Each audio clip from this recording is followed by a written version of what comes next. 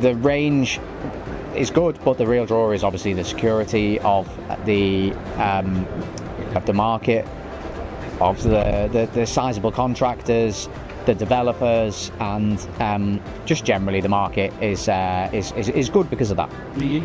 There's interesting things I think we've seen over the last year. We've seen a resurgence in retail, which I think was been long foretold, and as that starts to come back, I think that will create a nice dynamic in the market. It's another asset class that people can return to, having been really down in the doldrums for a few years. And then beyond that as well, you've got things like data center investments that are fantastic if they can be brought forward. Life sciences and facilities around that are key. It all works together, in this kind of harmony for a nice piece of economic growth that may come forward.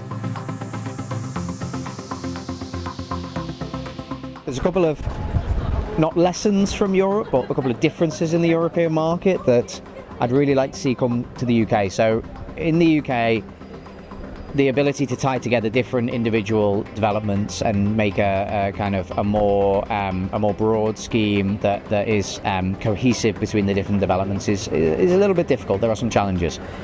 In Europe, there can be certainly better showcasing of that. Whether there's a lot more of those types of developments, I don't know the stats, but it seems that there may be. I'd really like to see developments come forward that are tied together, integrated, varied. That might be architectural variance, it might be the makeup of those schemes, it might be the presence of, living and working in close proximity. Just that kind of community-driven and supported heavily by public sector in some instances, or by really well-meaning and well-minded and enthused developers can also be really beneficial to the market, I think. The role of digital infrastructure in buildings should not just be to add cost, it should be to add value. If it just adds cost and it's not going to grow any sort of viability, it's not going to enhance the scheme, it's not going to do things like that, then it's probably not the right digital infrastructure. So being able to assess properly, being able to look at it clearly and say, this is what can be done, these are the options, and these are the ones that work for this scheme, so the specificity to the scheme, I think is very important.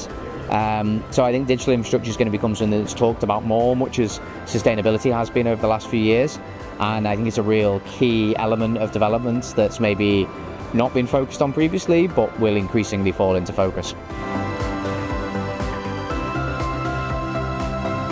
I think the driver now, previously people were chasing maybe super sustainable. People are now chasing both sustainability, maybe not quite the same high level, but they're chasing integrated assets that maybe work for the long term. As more pension fund money comes into the markets, I think that long-term view will only continue to become more popular, and many of the asset and the investment managers we work with, they're not chasing a quick return, they're chasing a more certain, more stable, more thorough return, and ultimately that comes down to choosing the right projects to invest in.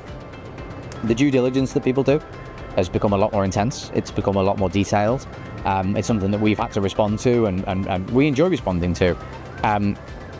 And then the management of projects when they're in the development stage has also become a lot more intense. In the UK, partly that's come from legislative change, which has just required a greater level of detail and scrutiny through the Building Safety Act. But equally, the commercial and the financial management, and that flows into project management, it flows into the design, it flows into every area of it. The best way to commercially manage your project to be successful is to make sure it's designed right and then it's project managed correctly.